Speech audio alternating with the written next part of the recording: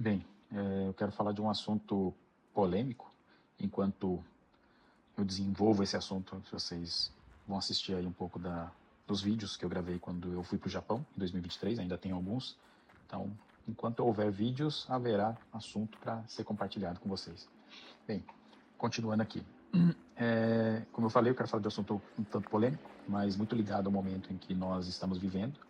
O que pode acontecer com a humanidade se várias tendências que já estão em curso continuarem avançando ao mesmo tempo.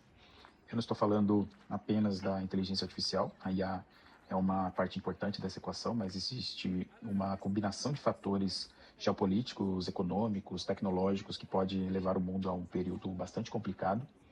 Hoje nós temos uma tensão geopolítica muito grande, existe o conflito entre o Irã e os Estados Unidos, toda a discussão envolvendo o Estreito de Hormuz, libera, não libera, faz acordo, não faz acordo, um lado ataca o outro responde. Ao mesmo tempo, temos a Rússia desde 2022 na Ucrânia, com ataques constantes e sinais de uma quebra, né, de confiança nas relações diplomáticas entre as principais potências. Os Estados Unidos ainda são, né, o que podemos dizer dos xerifes do planeta, né, onde eles têm o maior poderio militar, têm a principal moeda de reserva global e durante décadas foram responsáveis por boa parte da estrutura de segurança do Ocidente. Só que essa relação com os aliados já não parece mais tão sólida quanto foi no passado. Existe aí uma desconexão maior entre Estados Unidos, Europa, OTAN e outros e os próprios, né, interesses militares americanos, né, são divergentes. Na Segunda Guerra Mundial, os Estados Unidos tiveram um papel fundamental na derrota do eixo, né, formado pela Alemanha, a Itália e o Japão.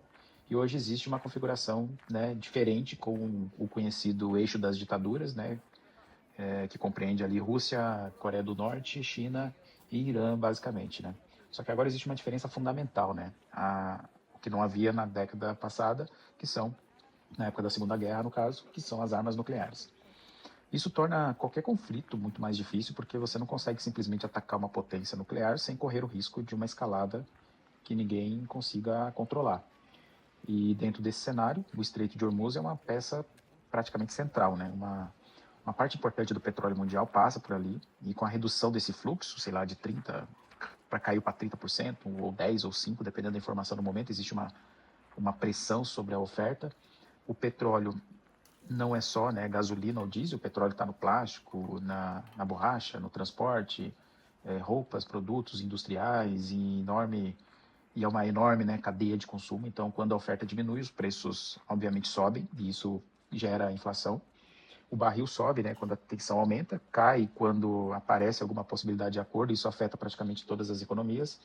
E cada país ainda tem seus próprios problemas internos, né? No Brasil, por exemplo, existe essa questão fiscal, gastos além da arrecadação, e aí a situação se agrava, né? Cada país com sua questão doméstica para resolver.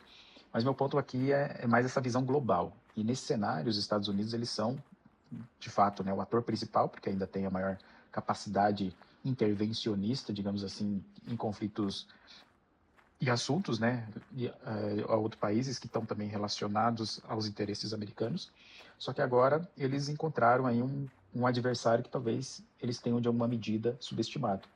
O Irã não se mostrou aí uma questão simples, né, de ser resolvida. E se os Estados Unidos não conseguirem resolver essa situação, que é garantir a segurança no Estreito de Hormuz, garantir o fluxo, né, de produtos, commodities dali, né, principalmente o petróleo, e demonstrar que ainda consegue proteger seus interesses e seus aliados, isso pode acelerar uma crise de confiança que já vem acontecendo há algum tempo. Os Estados Unidos eles têm uma dívida de aproximadamente 40 trilhões de dólares, que continua crescendo rapidamente. Parece que a cada 2 anos aumenta 5 trilhões de dólares dessa dívida. Mas a dívida por si só não é necessariamente um grande problema. O maior problema americano sempre, desculpa, o grande poder americano sempre foi o dólar, né? O dólar é a moeda de reserva global. Países compram dólar e títulos americanos porque enxergam aquilo como segurança, né? Só que quando a dívida cresce demais e a confiança na capacidade americana começa a ser questionada, alguns países começam a buscar alternativas, né? A China vem reduzindo a sua exposição a títulos americanos há anos. Outros países estão fazendo isso, movimentos semelhantes, inclusive o Brasil, ultimamente, tem vendido muitos títulos e comprado uma quantidade enorme de ouro. Então, esses bancos centrais estão fazendo isso, estão substituindo o título que ora visto como seguro pelo ouro. Por que o ouro, né? Porque o ouro ele é um ativo escasso, você não consegue criar ouro apertando o botão, você não consegue imprimir mais ouro. Já o dólar você pode ser criado, né, pelo sistema monetário americano. E esse sempre foi uma vantagem enorme dos Estados Unidos, né? Eles emitem a moeda que é utilizada pelo resto do mundo. Só que existe um limite. Quanto mais moeda você cria, maior o risco, né, de inflação e perda de confiança. Os Estados Unidos poderiam ter até uma dívida muito maior, talvez 200% do PIB, sei lá, como o Japão é 250% do PIB, se o mundo continuasse, de fato, confiando plenamente no dólar. Mas o problema começa quando essa confiança diminui, mesmo com juros americanos relativamente elevados, alguns países ainda continuam, né, diversificando suas reservas e comprando mais ouro do que dólar. E o Rei Dalio, ele fala muito disso nos documentários, nas entrevistas que ele dá, e principalmente nos livros. Ele descreve esses ciclos, né, de ascensão e declínio dos grandes impérios e coloca os Estados Unidos numa fase avançada desse ciclo, em situação de declínio, né? Historicamente, uma potência dominante ela perde a relevância e outra começa a ocupar espaço. Hoje, naturalmente, essa outra potência seria a China, né? Só que a China também tem seus problemas e não possui assim, a mesma tradição americana de atuar ali como um xerife global. Só que eles têm dinheiro, indústrias, armas nucleares, um exército gigantesco, né? Toda a capacidade tecnológica. E aí que entra uma outra parte fundamental dessa história, né? Essa corrida tecnológica que nós estamos vendo em torno da inteligência artificial. Nós já tivemos a corrida armamentista, né? A corrida espacial, a revolução industrial, e agora estamos vivendo essa corrida pela inteligência artificial, robótica, né? Semicondutores e capacidade computacional, basicamente. Estados Unidos e China, eles disputam diretamente essa liderança, e no meio disso tudo está quem? Taiwan. Taiwan concentra uma capacidade extremamente sofisticada de fabricação de semicondutores, principalmente através da fábrica deles lá, que é a TSMC, que produz chips, né, fundamentais para empresas como a NVIDIA e para toda a infraestrutura de inteligência artificial, para todo esse ecossistema de inteligência artificial. E a China, ela considera, né, Taiwan como parte do seu território, e os Estados Unidos apoiam Taiwan. O Japão também está envolvido nesse equilíbrio de segurança ali no Pacífico, né, próximo a Taiwan, entre China. Então, por isso que a gente vê frequentemente alguns exercícios militares, navios, aeronaves e movimentos constantes naquela região. É um teste, né, da China em relação aos limites, né? Então, a China ela testa até onde ela pode avançar. Os Estados Unidos testam até onde estão dispostos a responder, e talvez a China esteja esperando um momento de maior fragilidade americana para aumentar a pressão sobre Taiwan. Enquanto tudo isso acontece, a inteligência artificial ela continua avançando a passos largos, né? E esse talvez seja um elemento aí mais transformador de todos. A IA ela não está caminhando apenas para ser uma ferramenta, né? Ela está caminhando para se tornar um agente, né, capaz de executar tarefas inteiras, resolver problemas, programar, analisar documentos, produzir conteúdo, tomar decisões e organizar grandes operações. Existe também uma parte extraordinariamente positiva nisso, né, que é curar doenças, aumentar a produtividade, reduzir custos, resolver problemas que antes pareciam, de certa forma, impossíveis, mas existe também o impacto sobre o emprego, né, que inevitavelmente vai acontecer. O Elon Musk ele fala, por exemplo, naquela renda universal, só que aí aparece uma pergunta muito difícil, né? Quem vai pagar essa renda? De onde virá esse dinheiro, né? Quando todo mundo estiver desempregado, os governos vão se juntar e vão pagar uma renda universal para as pessoas. Como? Essa conta não fecha, né? Então, como funciona uma sociedade onde uma grande parcela das pessoas deixa de ser necessária para produzir aquilo que a economia precisa? Então, essa conta ela não fica clara, e alguns empregos já começaram a ser afetados. Tradução, cursos online, programação, atendimento, né, de call center, produção de conteúdo, atividade administrativa, muita coisa. Então, ainda existem nichos e atividades específicas, claro, mas a direção já parece bastante clara. Então, uma pessoa usando inteligência artificial passa a conseguir fazer o trabalho que antes exigia 4, 5 ou até 10 pessoas. E a robótica avança ao mesmo tempo, né, nessa direção. Já existem fábricas funcionando praticamente sem pessoas, né? Centros de distribuição altamente automatizados, robôs na logística, máquinas de autoatendimento, carro autônomo. Então, o ser humano ele começa a perder a relevância econômica em determinadas atividades. E aí você vê empresas como a Amazon, Google, Microsoft, que já vem reduzindo equipes, inclusive em áreas que até pouco tempo eram consideradas seguras, como desenvolvimento de software. E essa onda ainda não chegou com a mesma força em todos os países, né? Mas provavelmente vai chegar, talvez em 5 anos, talvez em 10. E o que mais me preocupa, no caso, é a combinação dessas duas coisas. É uma transformação tecnológica gigantesca acontecendo ao mesmo tempo que uma possível crise econômica e geopolítica ocorre.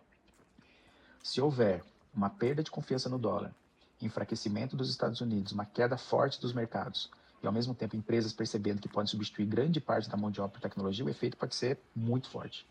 Hoje, o mercado americano ele já está extremamente concentrado em poucas empresas de tecnologia que puxam os índices, os resultados da bolsa lá para cima. Existe uma forte discussão sobre uma bolha, né? Já há muito tempo se fala dessa bolha da tecnologia. E se ocorrer uma crise maior, que é essa perda de confiança americana, nós vamos ver quedas de 30, 40 ou até mais na bolsa, né? Com a 30, 40% de queda.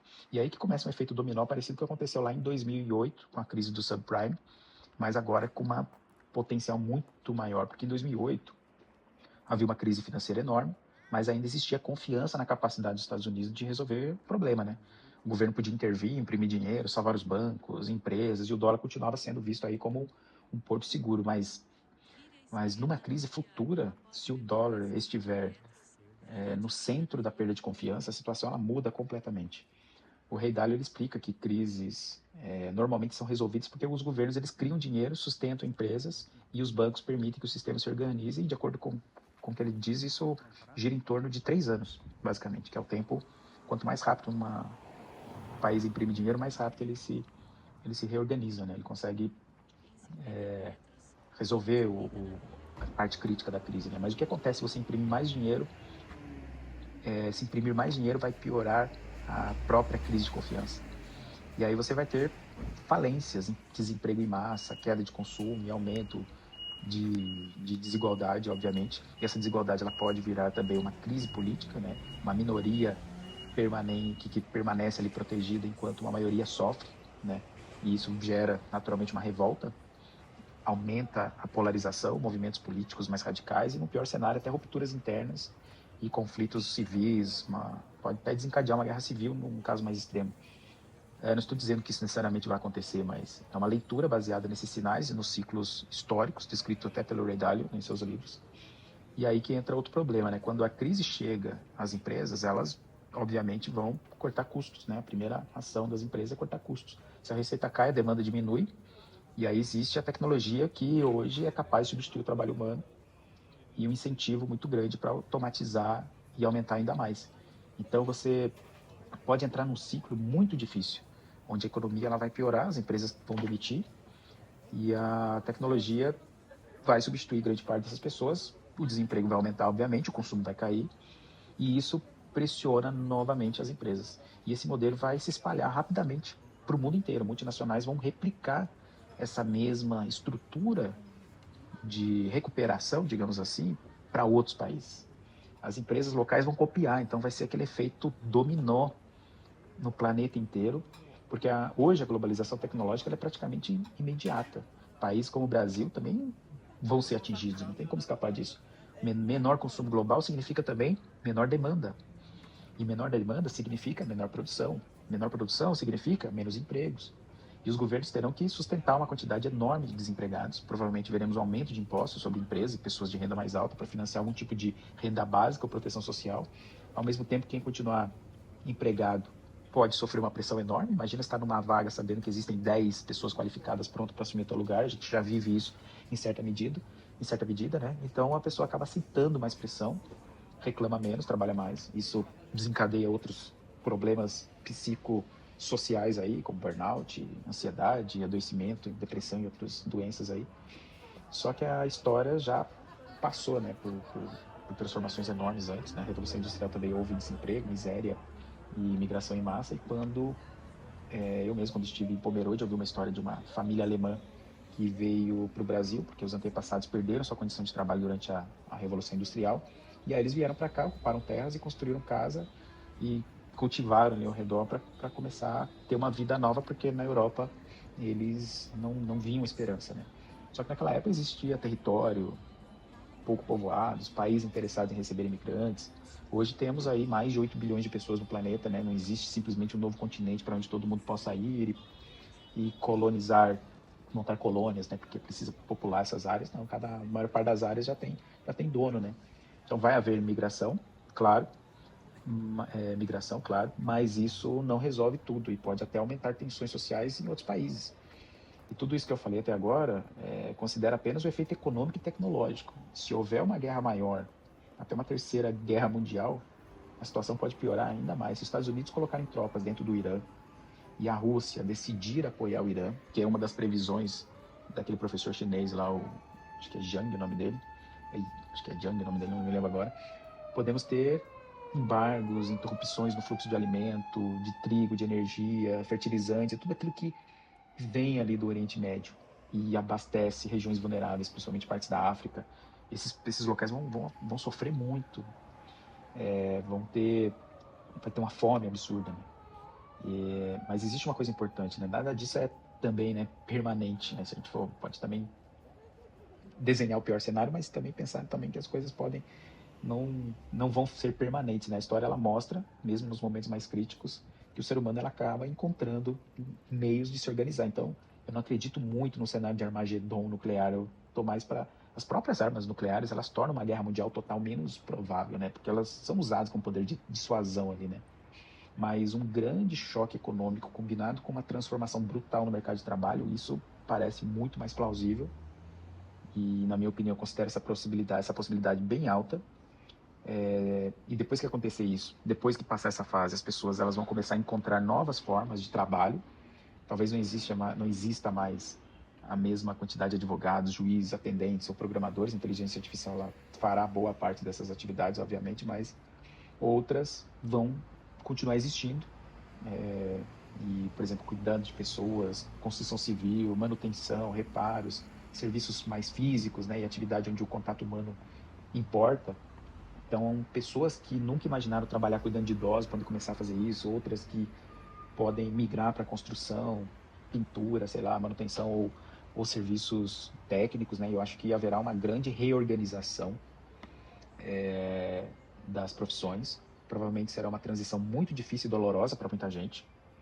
De fato vai ser, mas, claro, não vai ser o fim da humanidade, né? Será uma mudança profunda na forma como a sociedade funciona. E eu acho que esse é o ponto central, né? Quando você junta geopolítica, dívida americana, perda de confiança no dólar, corrida tecnológica, inteligência artificial, automação, transformação do mercado de trabalho, começa a aparecer um cenário que merece ser observado já com atenção. Não são previsões baseadas em sinais que já estão acontecendo ao mesmo tempo, né? E tudo isso pode ser desencadeado, voltando lá ao início, se os Estados Unidos não for capaz de defender o Estreito de Hormuz. Então dá para entender a importância dessa guerra no Irã. Se os Estados Unidos decidir entrar numa guerra total contra o Irã e não conseguir defender e aquilo perdurar por mais tempo, a gente pode ver essa queda rápida na confiança do dólar e ver as coisas de fato piorando rapidamente, né? Bem, vou parar por aqui, já ficou longo demais essa análise e espero que tenham gostado, né? Deixe o like, deixe seu comentário e até a próxima. Valeu!